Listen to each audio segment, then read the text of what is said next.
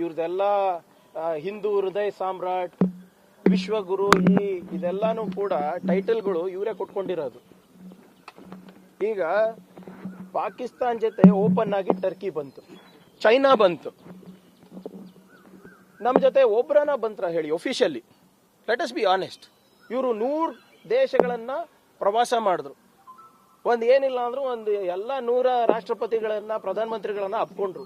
ಒಬ್ರನ official ಆಗಿ ಪಾಕಿಸ್ತಾನಿಗೆ condemn ಮಾಡಿದ್ರ? ಒಬ್ರನ official ಆಗಿ ನಮ್ಮ ಬೆಂಬಲಕ್ಕೆ ನಿಂತ್ರ? ಏನಿದು ಜಾತ್ರೆ, ಹುಚ್ಚರ ಜಾತ್ರೆ ನಡೆದಿದೆ.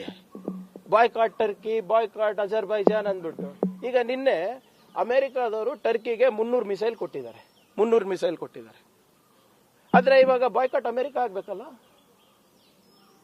ನೀವು ಮೇಕ್ ಇನ್ ಇಂಡಿಯಾ ಸ್ಟಾಪ್ ಮಾಡಿ ಅಂತ ಆಪಲ್ ಅವರಿಗೆ ಇವರು ಸಲಹೆ ಕೊಟ್ಟಿದ್ದಾರೆ. ಬಾಯ್ಕಾಟ್ ಟ್ರಂಪ್ ಮಾಡ್ತಾರ? ಇವರು ಧೈರ್ಯ ಇದೆಯಾ? ಚೈನಾ ಅವರು ನಿಮ್ಮ ಏನು ಪಾಕಿಸ್ತಾನಿಗೆ ಬೆಂಬಲ ಕೊಡು, ಬಾಯ್ಕಾಟ್ ಚೈನಾ ಮಾಡ್ತೀರಾ? ಏನಂದ್ರು ನಿಮ್ಮ ಜೈಶಂಕರ್ ಅವರು? ಚೈನಾ ಜೊತೆ ಯಾಕ್ರಿ ಯುದ್ಧ ಮಾಡಲ್ಲ ಅಂತ ಕೇಳಿದಾಗ ಅವ್ರು ನಮ್ಗಿಂತ ದೊಡ್ಡವ್ರಿ, ನಾವು ಮಾಡಕ್ಕಾಗುತ್ತಾ ಅಂತ ಹೇಳಿದ್ರು. ನೆನಪಿದ್ಯಾ? Official statement. ಇದು ಅವ್ರ ಸಾಮರ್ಥ್ಯ. ಸೊ ಇದೆಲ್ಲ ಟೈಟಲ್ಗಳು ಏನ್ ಕೊಡ್ತಾರೆ, ವಿಶ್ವಗುರು ಇರ್ಬೋದು, ಹಿಂದೂ ಹೃದಯ ಸಾಮ್ರಾಟ್ ಇರ್ಬೋದು, ಇದೆಲ್ಲಾನು ಅವರ ಒಂದು ಪದ್ಧತಿ.